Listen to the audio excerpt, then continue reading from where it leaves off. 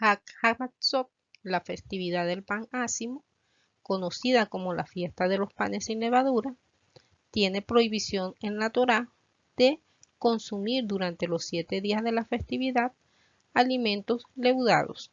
Pero veamos cuáles son los alimentos permitidos durante esos 7 días de la celebración.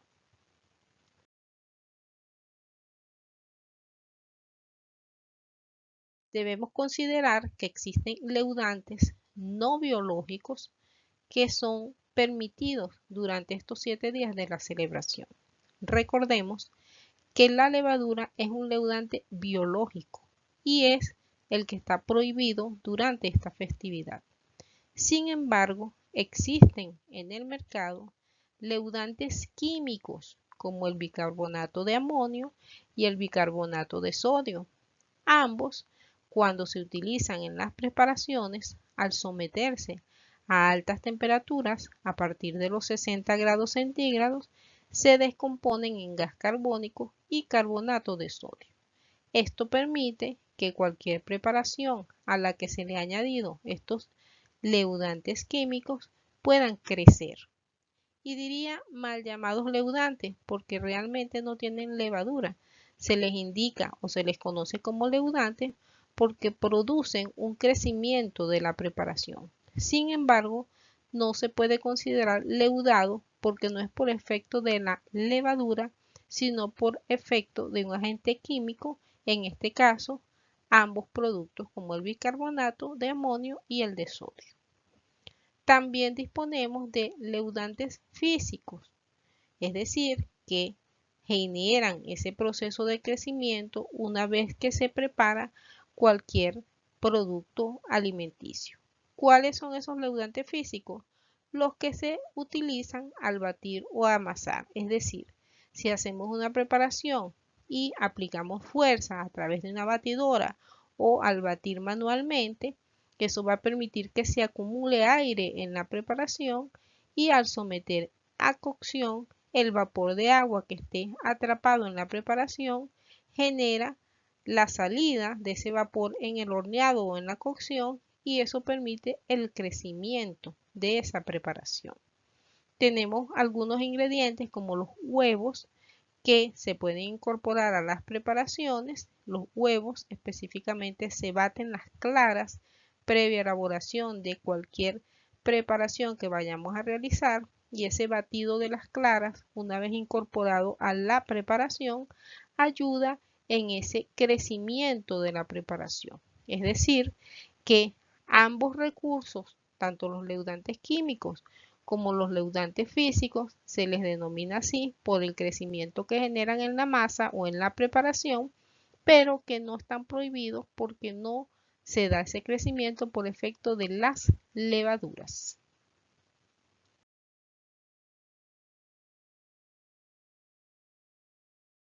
¿Qué no es hametz? Es decir, ¿qué podemos consumir durante estos 7 días de la festividad?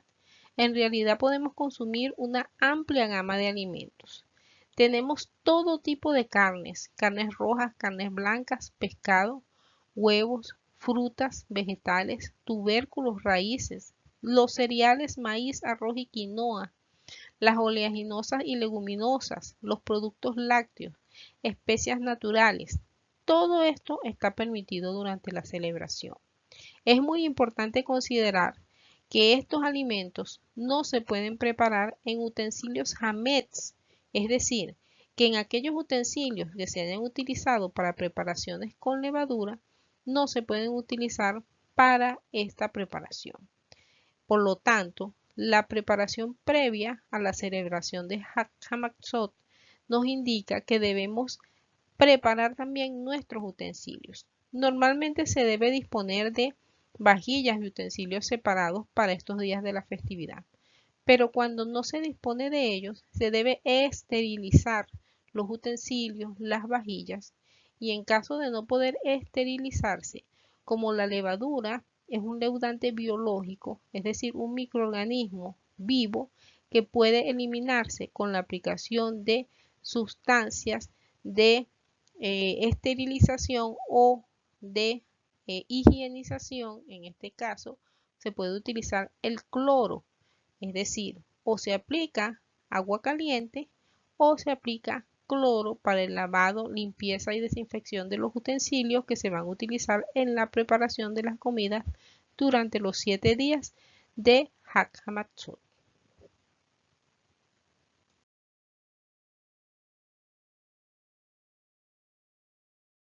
Las frutas, aunque son permitidas en esta festividad, es muy importante tener presente que las frutas tienen en forma natural levaduras silvestres.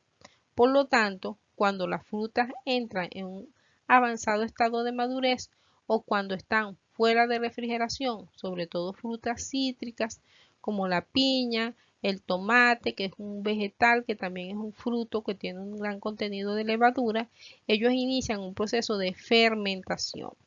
¿Qué se recomienda en estos casos? Frutas como la piña es preferible evitar su consumo durante esta celebración, porque la piña es una de las frutas que tiene mayor contenido de levadura. Y en el caso de tomate, se recomienda consumir los frutos que estén a un óptimo estado de madurez, evitar un avanzado estado de madurez, un estado de putrefacción, porque inician un proceso de fermentación. Por lo tanto, debemos vigilar muy bien nuestra disponibilidad de alimentos, frutos cítricos que estén en nuestra despensa porque pueden iniciar un proceso de fermentación si no vigilamos el estado de madurez y la manipulación de estos alimentos. Es importante que si elaboramos jugos de frutas, deben refrigerarse, no deben mantenerse fuera de refrigeración ya que esto acelera cualquier proceso de fermentación. Como les indiqué, evitemos el consumo de piña, inclusive frutos cítricos también como las fresas, las moras, muchas veces fermentan muy rápidamente y es preferible evitarlos durante estos 7 días de la celebración. Y desechar cualquier bebida donde usted observe alguna señal de fermentación. Lo típico dentro de la fermentación como señal es el burbujeo, un olor extraño como alcoholado. Eso nos permite verificar que si esa bebida inicia un proceso de fermentación, debemos desecharlo inmediatamente. La recomendación es que los jugos de fruta, preferiblemente no utilizar ni piña, ni fresa, ni mora, y las demás frutas, utilizar la bebida preparada del mismo día. Y una vez preparadas esas bebidas, guardarlas en refrigeración para evitar que fermenten. Todo alimento que está expuesto a temperatura ambiente puede iniciar un proceso de fermentación por levaduras presentes en el ambiente. Por lo tanto, esta indicación también aplica para todas las preparaciones que se hagan durante los 7 días de festividad.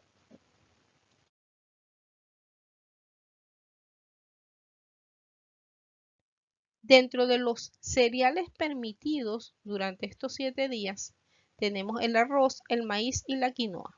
¿Por qué? Porque ellos no contienen las enzimas necesarias para que ocurra el proceso de fermentación. Y, por supuesto, se exceptúan aquellos alimentos que contienen mezcla de los cereales prohibidos.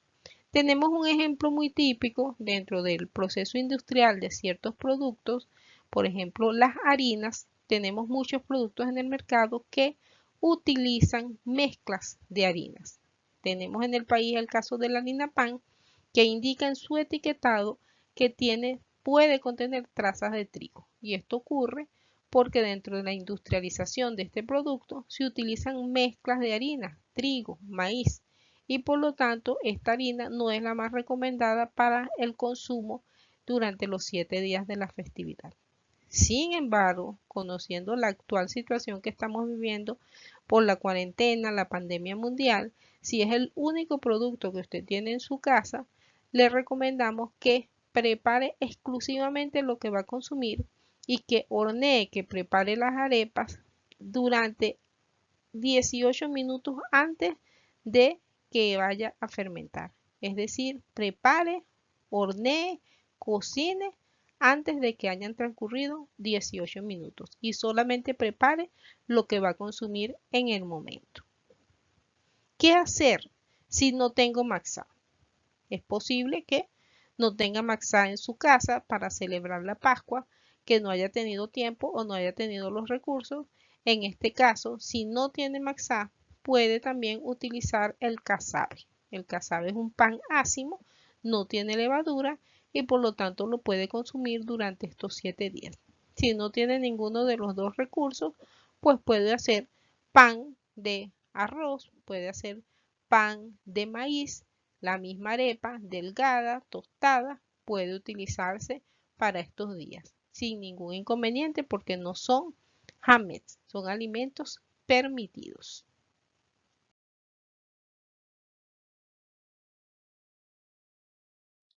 Las leguminosas y oleaginosas, granos o las harinas obtenidas de ellos, como la harina de mijo, frijoles, lentejas, caraotas de cualquier tipo, rojas, blancas, negras, guisantes, soya, bien sea harina, leche de soya, soya texturizada, nueces o almendras, bien sea directamente el grano o la leche que se elabora a partir de estos granos, es totalmente válido para los días de esta celebración.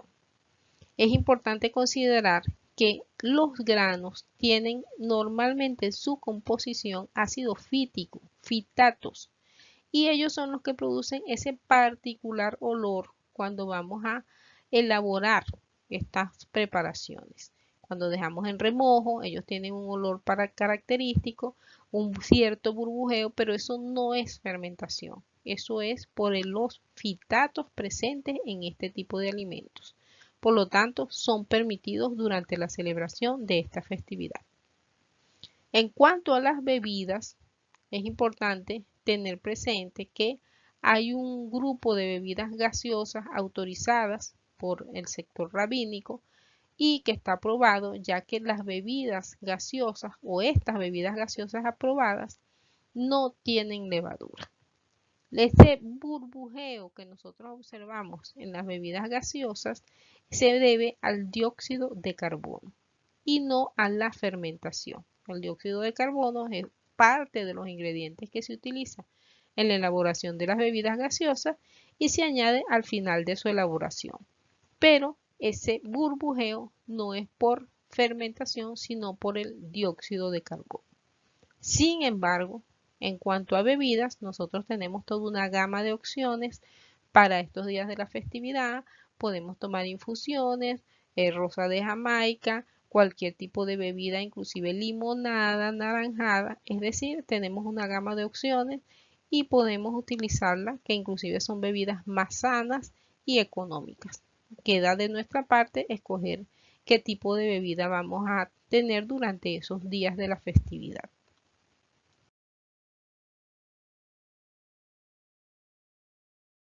Por lo tanto, para la celebración de la noche de Pesach, nosotros tenemos dos tipos de comida. Tenemos el plato del Seder de Pesach, que tiene un plato simbólico, que en un próximo video estaré hablando acerca de lo que es el plato, la que hará el plato del Seder de Pesach, que tiene sus componentes y una simbología importante, y la comida que se consume posterior a haber cubierto todo lo que es el Seder de Pesach.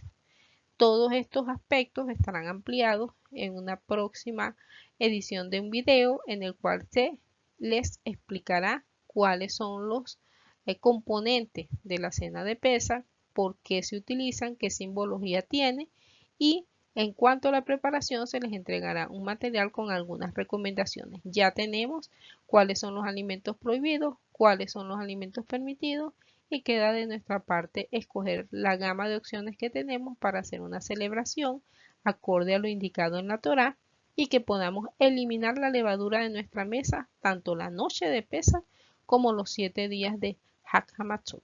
Así que Hag Sameach, preparémonos para nuestra festividad.